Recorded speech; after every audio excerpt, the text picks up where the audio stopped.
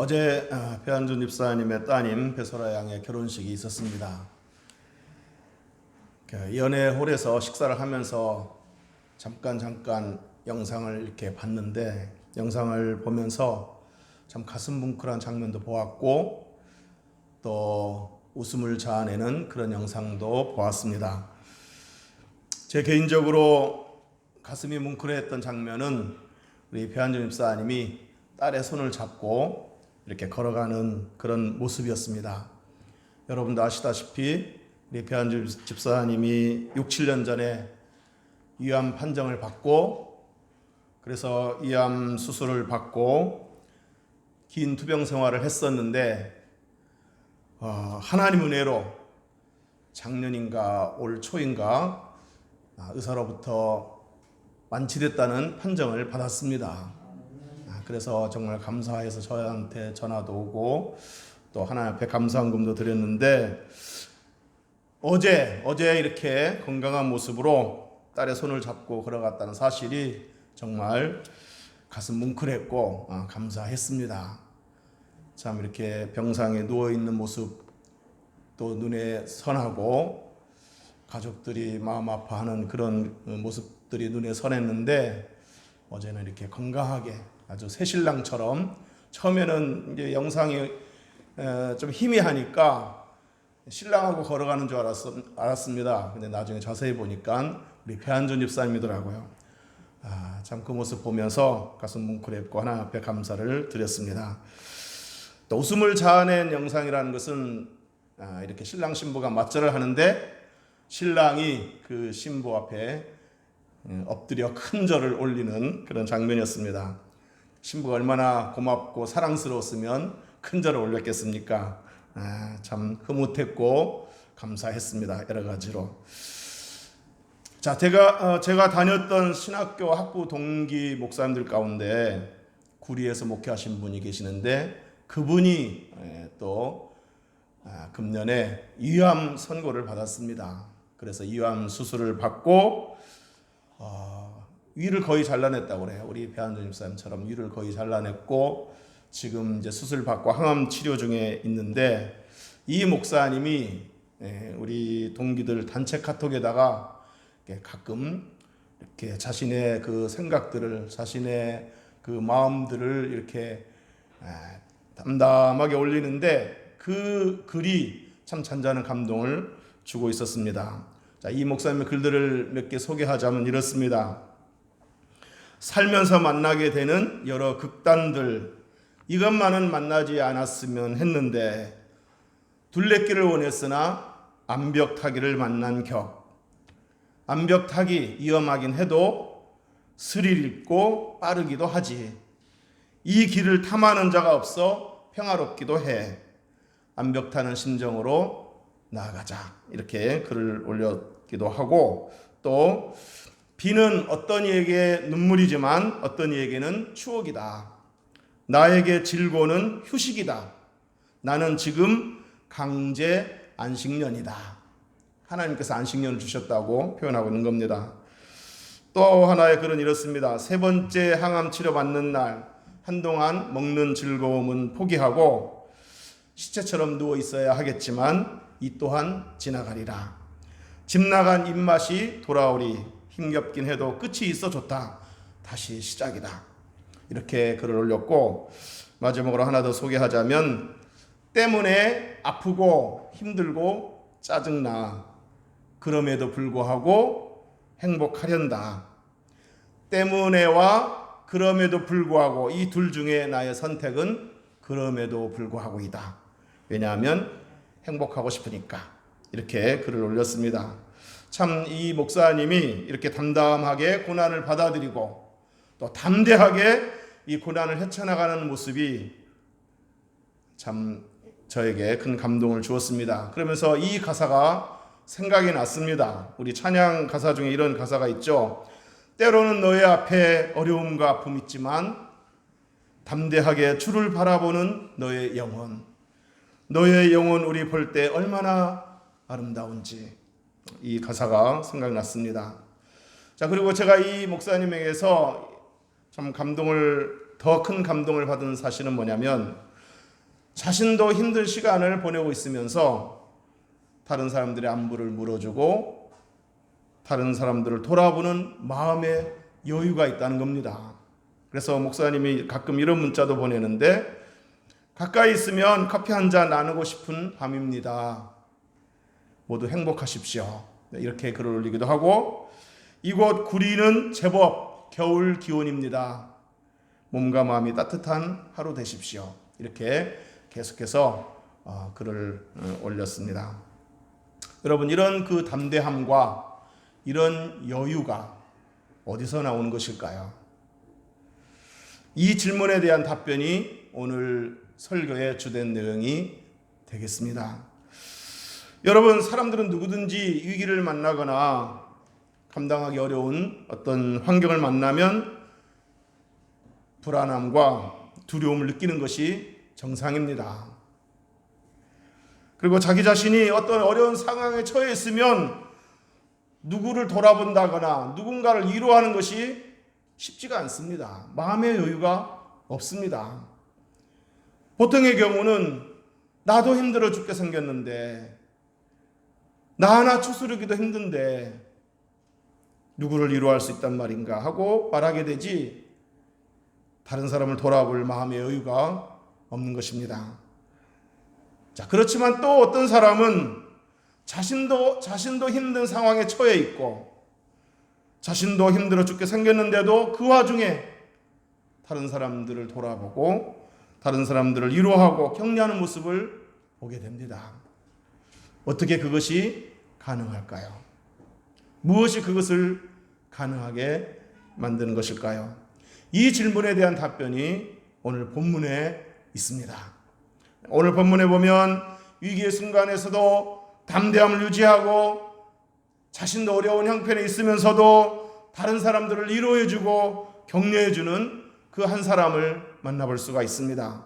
바로 사도 바울입니다. 사도 바울이 복음을 전하다가 붙잡혀서 죄수의 신분이 되어 로마로 압송되는 중이었습니다.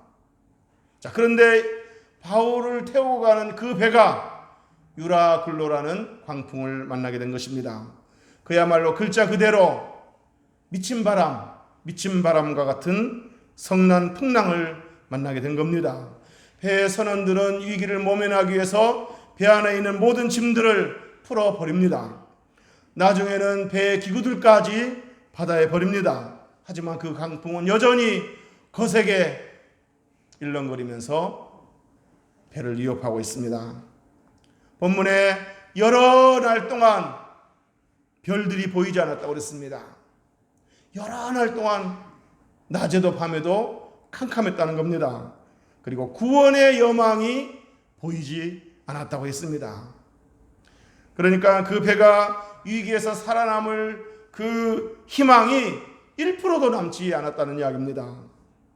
배 안에 있는 선원들과 또 죄수들은 물론 죄수들을 압송하는 그 책임자 백부장과 그의 병사들도 모두 불안과 두려움에 떨었을 것입니다.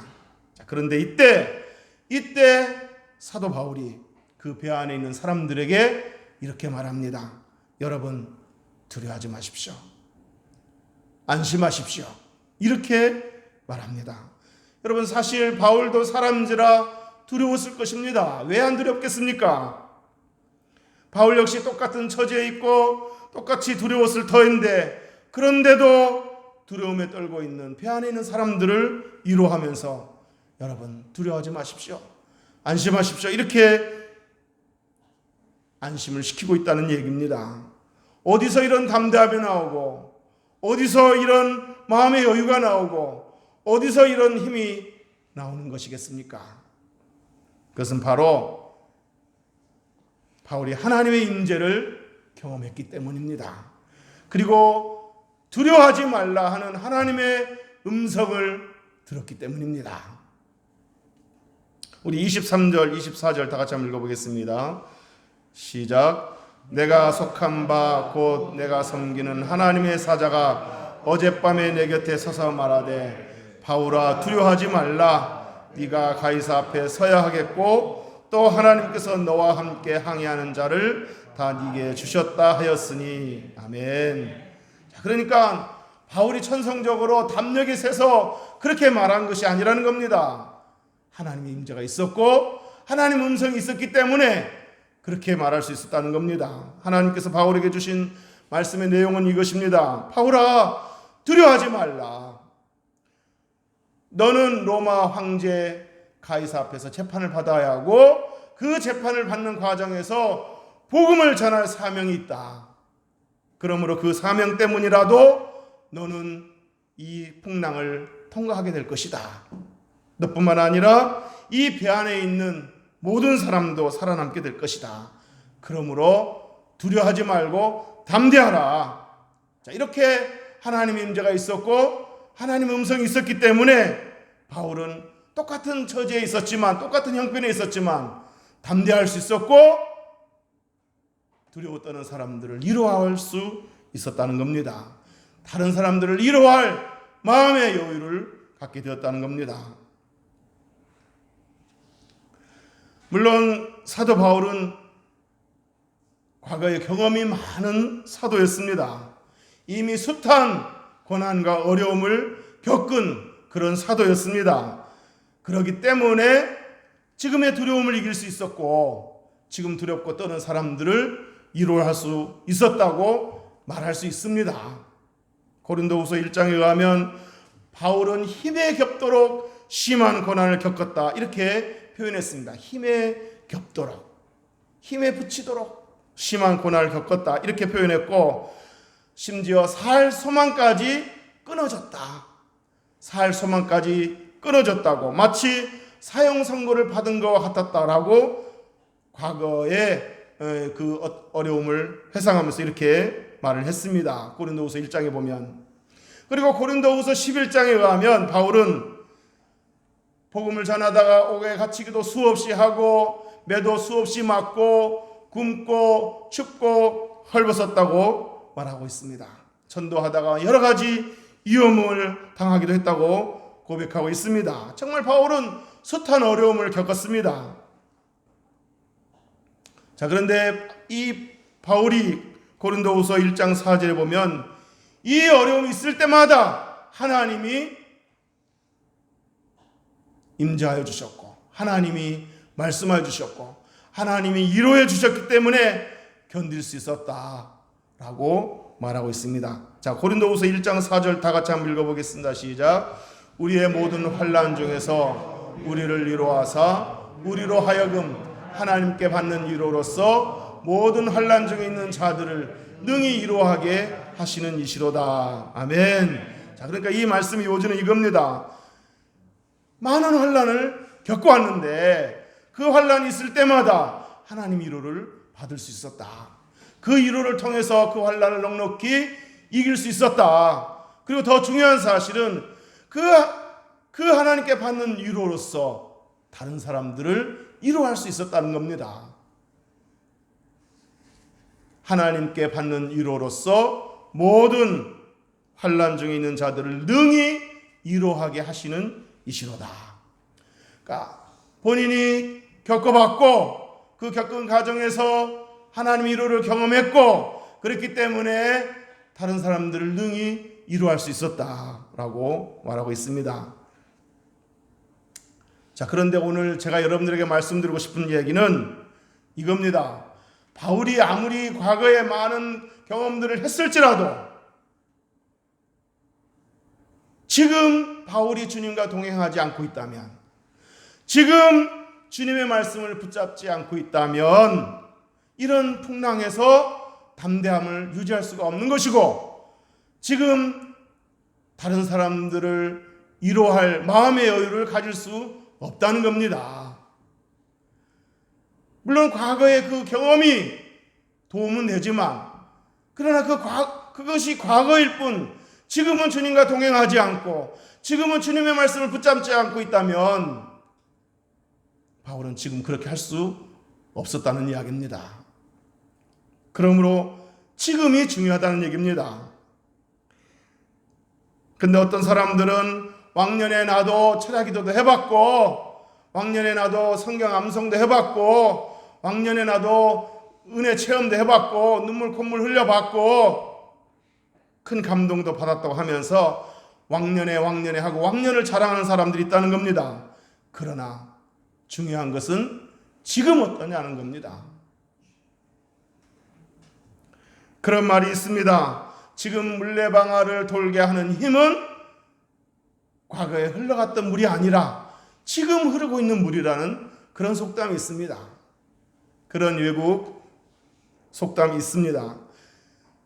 지금 물레방아를 돌게 하는 그 힘은 과거에 흘러갔던 물이 아니라는 겁니다. 이미 흘러갔기 때문에 그 물레방아를 도는 힘은 그 과거의 물이 아니라 지금 흐르고 있는 물이라는 겁니다. 그러므로 지금이 중요합니다. 바울이 이런 위기 상황에서 담대함을 되찾을 수 있었고, 두려움을 이길 수 있었고, 자신도 어려움에 처한 상황에서 똑같은 처지에 있는 다른 누군가를 위로할 수 있었던 그 마음의 여유는 지금 주님의 임재를 경험했고 지금 주님의 말씀을 붙들었기 때문입니다. 성경에 뭐라고 말하고 있습니까? 내가 섬기는 하나님의 사자가 어젯밤에 내 곁에 서서 말하되, 왕년에가 아니고 몇 년 전에 10년 전에 젊었을 때가 아니고 어젯밤에. 사랑하는 성도 여러분, 지금 바울이 두려움을 이기고 그리고 다른 사람들을 생생하게 위로할 수 있는 힘은 어디서 나온 겁니까? 바로 곁에서, 어젯밤에 바울 곁에서 바울아 두려워하지 말라 라고 말씀하셨던 주님의 임재와 주님의 음성이 있었기 때문인 것을 꼭 기억하시기를 주님의 이름으로 축원합니다. 이제 말씀을 정리하도록 하겠습니다. 여러분, 능력이라는 단어를 들으면 어떤 것이 연상이 됩니까? 뭐가 생각이 납니까? 보통 능력 그러면 어떤 물리적인 기적을 일으키는 어떤 힘, 그것을 연상할 것입니다. 물리적인 기적을 일으키는 어떤 힘, 그런 어떤 강한 그 힘을 연상할 것입니다. 그러나 여러분, 또 다른 의미의 능력이 있습니다. 그게 뭐냐면 두려울 수밖에 없는 상황에서도 의연함과 담대함을 유지할 수 있는 그런 능력입니다. 두려울 수밖에 없는 상황에서도 평안함을 유지할 수 있는 그런 능력입니다. 고난 중에서도 감사하고 기뻐할 수 있는 능력입니다. 궁핍한 중에서도 자족할 줄 아는 능력입니다. 견딜 수 없는 상황에서도 소망을 가지고 인내하며 견딜 수 있는 그런 능력입니다. 그리고 중요한 것은 이뿐만 아니라 자신도 어려운 처지에 있으면서 다른 사람을 위로하고 격려하는 능력인 것입니다. 이런 것들이 또 다른 의미의 능력입니다. 이런 능력들이 저와 여러분에게 있기를 주의 이름으로 축원합니다. 자, 그런데 이런 능력이 어디서 나온다고 그랬습니까?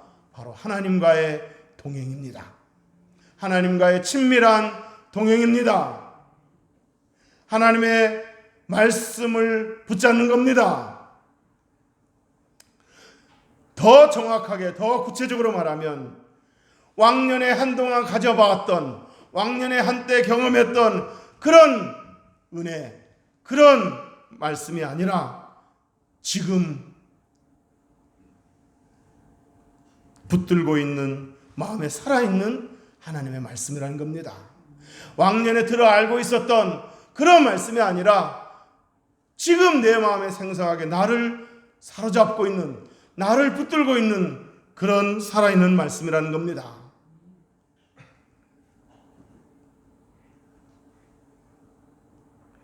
사랑하는 성도 여러분, 지금 저와 여러분은 어떻습니까? 왕년에 한때 열정적이었던 신앙인이었는데 언제부턴가 그 모든 열정은 싸늘하게 식어버리고 전에 경험했던 뜨거운 체험은 이제 그저 희미한 추억이 되어버리고 전에 가슴을 뜨겁게 지폈던 그 말씀은 이제 머릿속에 차갑게 남아 죽은 지식이 되어버린 것은 아닌지 자신을 한번 돌아볼 수 있기를 바랍니다. 여러분들이 언제 말씀을 읽으면서 마음이 막 뜨거워지고 그래서 그 말씀 붙잡고 감사도 하고 회개도 하고 결단도 하고 그랬는지, 아니 언제 말씀을 들여다봤는지 한번 살펴봤으면 좋겠습니다.